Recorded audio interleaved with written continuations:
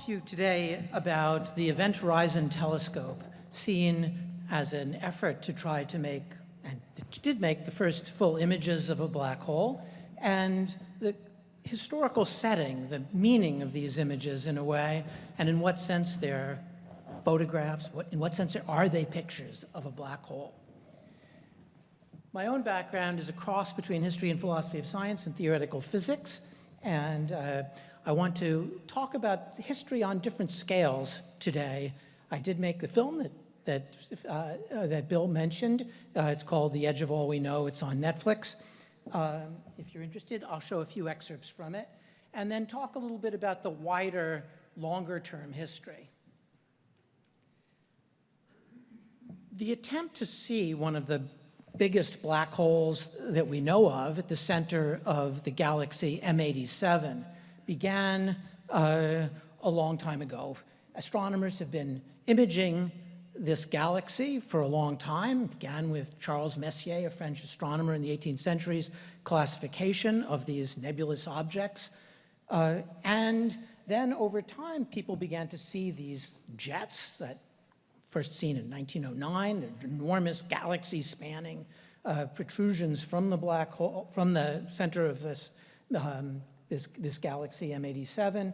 And then as sophisticated new methods of making images developed in astronomy, synthesizing a gigantic telescope by using lots of telescopes and putting them in coordination, we began to get farther and farther in towards the center of this galaxy, M87, until eventually, on April 10th, 2019, we had the first release of this image that you will have seen. It was shown on that day all over the world by the various constitutive teams that make up the Event Horizon Telescope, and was seen by 1.5 billion people in the first 24 hours.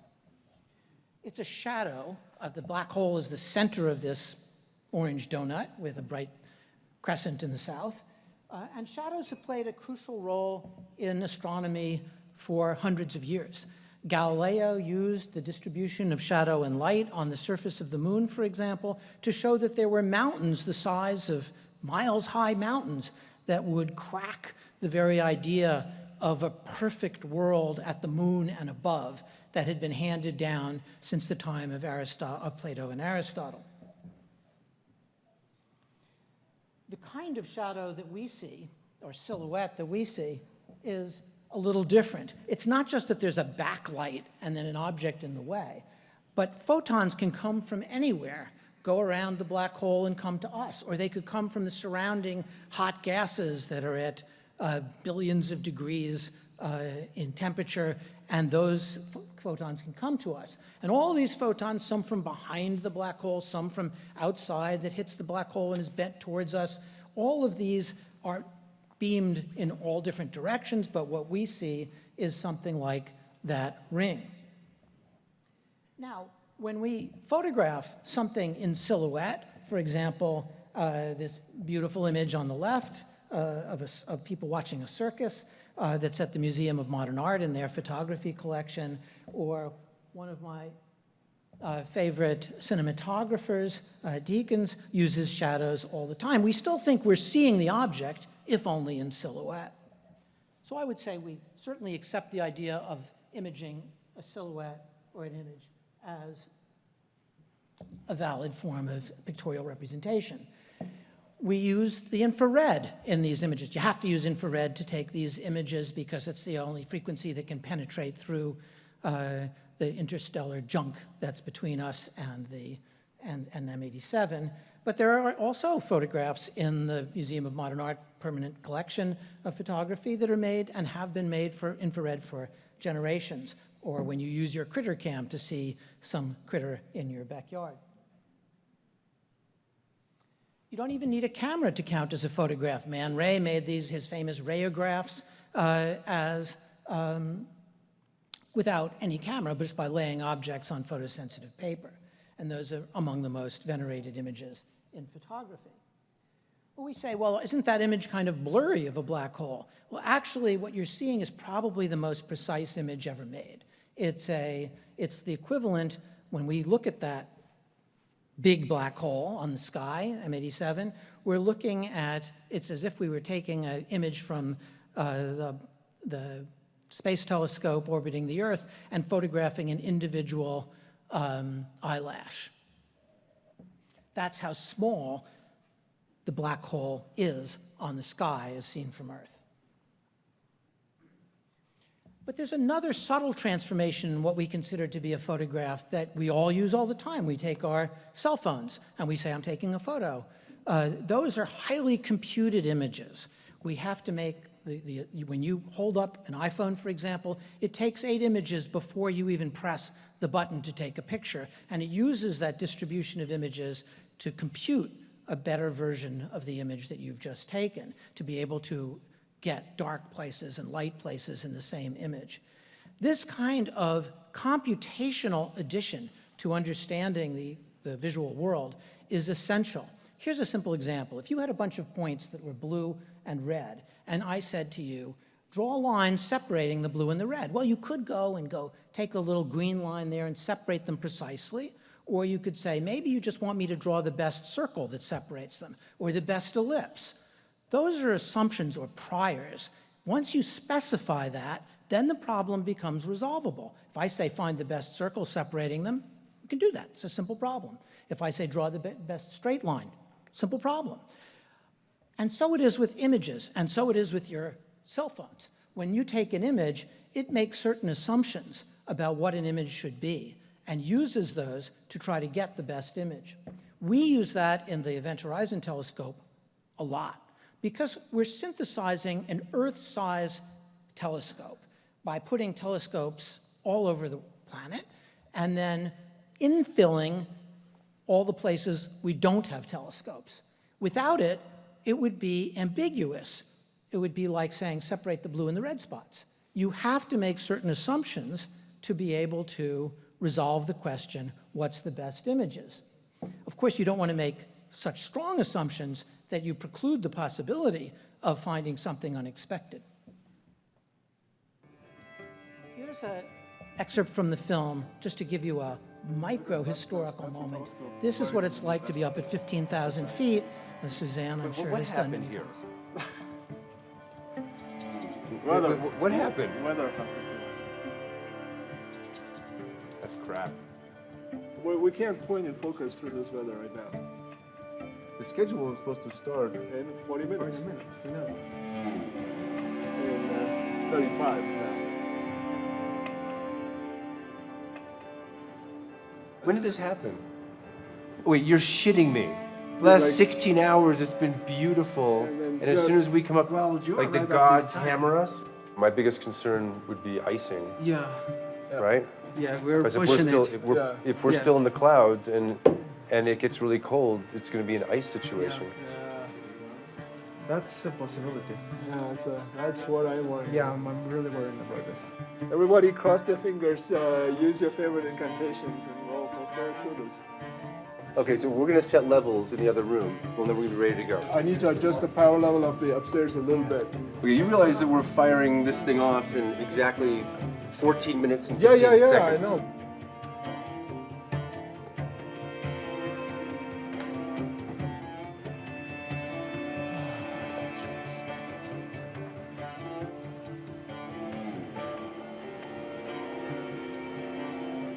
Did you say 6573? So it's RCP and LCP high, right? Yeah, 1 minute. There we go, people. Hold on to your hats. Okay, we're ready. 4, 3, 2, 1, 0. So we needed good weather all over the planet for this observation to work. And on a few days in 2017, we got them. The data that comes out of these telescopes are petabytes a night of observation. Petabytes is the amount of data in the Library of Congress or the New York Public Library. Petabytes is an extraordinary amount of data, and to get it back, you can't just ship it over the internet. You have to either carry it back in these big, specially designed hard drives, or fly them back, or send them Federal Express, and then they get located at the correlator, and it goes from petabytes. You line up the results from each of these things to get them get them to simulate this Earth-sized telescope. You calibrate it to what certain constraints on the data, and then you make the reconstruction.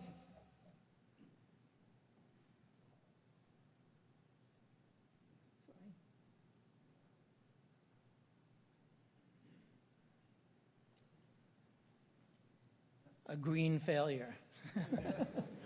Can you give me a hand here? So what I want to do now is to frame up the larger history of image making. In the 18th century, when scientists were trying to image the broader world, the clouds or insects or plants or all the different phenomena that they were after, they thought it was obvious that you would not want to show like the plant that was outside my office at 3 o'clock in the afternoon because it might be partially eaten by a caterpillar and burnt by the sun. So you perfected it. It was, to Goethe, it would have been nonsense. He says, no particular animal will be displayed. I want the Ur animal. I want the Ur cloud. I want the Ur plant. And so it was with albinus. It's not just that skeletons don't often dance in front of white rhinoceri, it's that he had to perfect the bones themselves to represent the universal behind the particular. So if you ask sort of what was this about in a kind of cartoon form, beginning in the 18th century, in these atlases of scientific images, you had the right kind of person making these images, a sage or genius who could open the curtains and look behind individuals to the universal that lay behind them. You wanted the object to be a metaphysical skeleton. It wasn't like your skeleton or my skeleton. It was something more perfect that lay behind. And the process was one of intervention to fix those imperfections and get at the universals. In the mid-19th century, there's a radical change in the way scientific imaging is done. And people, for the first time, begin to use the term objectivity in a way that's continuous with what we think of today. What they wanted was a minimum of intervention. They did not want a lot of mini Goethes going around saying, I'm going to fix the image to be what it should be. And so, for instance, the discoverer of some of the blood crystals and blood physiology took these microscope images and said, even though I know there's no yellow spot on the lower left of the right image there, I'm going to depict it because it's not my job to fix things. That was an aberration due to the lens, chromatic aberration. Or when one crystal lay in front of another, it looked bent, like sticking your arm in water. And so this idea that you should always be looking to reduce your intervention was central. He said, Rudolf Virchow said, I am now among the oldest professors of medicine. I constantly work on myself to desubjectivize myself, to get away from my opinions, my representations, my theory, my speculation. So again, back to the cartoon, beginning in the mid-19th century, 1830 to 1850, you see people represent themselves, scientists, as honest workers who tended the machine but didn't fix the images. They were there to make a mechanical transfer, algorithmic transfer of nature to the page as much as they could. And so what you were depicting were individuals. After about 1920, 1930, 1940, you begin to see a new development where people say, we need to use our best judgment because sometimes we know that there are artifacts being generated by the machine.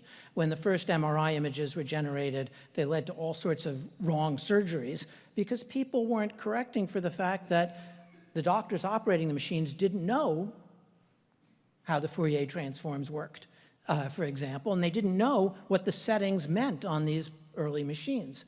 And so people began to say, for instance, in making solar magnetic field images of the Earth, we have to use a certain subjectivity, not because we're Goethe, they said essentially, but because we've been trained to make these distinctions, to know when our machines fail.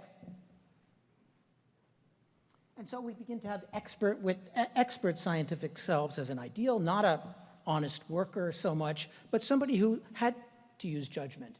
And the images became interpreted through training. These will come back and be important to us in what follows. So if you were to schematize this again, in the 18th century and continuing to the present, we still use idealized images, as we'll see. You had this truth to nature, this idea of idealization.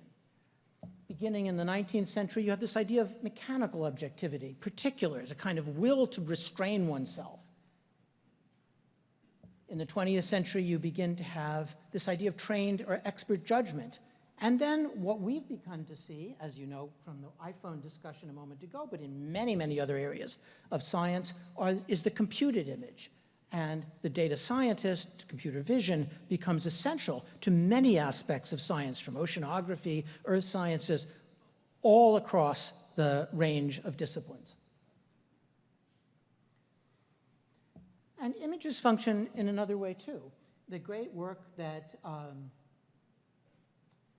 Getz and Gensel did, looking at stars that surrounded, that are close to the center of our galaxy, the Milky Way, turn out to go around in very short periods. For an astronomer to see a star hauled around the center in an elliptical orbit in 15 years is unbelievably fast at the speed of planets around the sun. So those were images, but not very close in to the center of there, but it indicated already that there was some kind of massive compact object there. LIGO, another one of the extraordinary events and experiments in modern science, not just in astrophysics and physics, looked at the non-visual way at the gravity waves that were launched when black holes merged with other black holes, or black holes and neutron stars merged. So we had very close-in information that was not so visual, and visual information that was mostly not so close to the center of the galaxy. What the Event Horizon Telescope did was to use the Earth itself as part of the instrument. You have these telescopes at places like the one Suzanne mentioned, the South Pole or the Atacama Desert in Chile, and as the Earth turned, it filled in these baselines, these sort of tuning forks among these different positions of the telescopes. And as they filled that in, we began to get this image. So one of the tests, the first test we had to say, are the images that we're using, when we make these image programs and we begin to resolve this picture, are they objective? Well, the first test was to say, let's distribute to a bunch of different groups synthetic data, data that we made up and blurred to be similar to what we'd expect from the black hole, and then see if the groups, not knowing what the original distributed image was, could get it back. So on the top row here, you see simulated black hole images, astronomical images, and then random images taken off the internet. And then each of these different groups, clean, squeeze, and so on, try to get it back. And after many tries, many of these hackathons, the groups got good enough so that we could actually reproduce something like the original image. But what if we were still expecting something from the image? So we distributed an image that no one could have expected. We distributed a portrait of Frosty the Snowman, and in a blurred form to all the different groups, and said, okay, have at it. Can you reproduce this data? And they came back with Frosty-ish, Snowman-ish reproductions of that image, which gave us increased confidence that these methods were working. But by blind imaging, I really mean blind imaging. We put up frosted paper on the windows of the different offices so people couldn't see what the other groups were doing. And then eventually, finally, on the 5th of June, the first of the groups, the one that I was involved with, got its first glimpse of the black hole. And here's a clip of this is the first time anyone ever saw the image. For me, I'm not, like, I'm just saying, like, I think it'd be fun for us all to do the first one together, see the shit, and then go off in our own little ways and fix it. I mean, I think it's just, like, it's so exciting that do you want to do it alone? I would like to see it all together so we can get some idea of the data. Are you ready? Ready? I'm ready. Ready? Is that going to work at all? I'm going to do enhance, enhance, enhance. Ready? Set. Go. Oh my god! Oh my god, we pressed go! It's just a waffle. Ah, that looks really, really interesting. How's the waffling going? standard looks beautiful, but there's no tweaking involved. If I put compactness very high. This with a huge. I think Daniel and I were both getting something like this. Where You know, okay. That's what I get when I use only closure. Only closure. Oh my god, look at the chi-squares. That's pretty good. And coverage. And then this is after a few more iterations, it smooths it out and gets rid of some of the extended junk. This is on mobile? Or Wait, but is this only one day? This is only one bit. You know what? That's pretty suggestive. Well, it seems did you remove these outliers in the amplitude? I didn't touch anything. that is very cool, guys. So then the question was, would the other groups get it? And they began to get similar images. We met in July, compared the images, and they looked alike. So that was the first clue that this really was going to work. But then we got even more panicky. And what if we were all subject to the same prejudices about what we might want to see?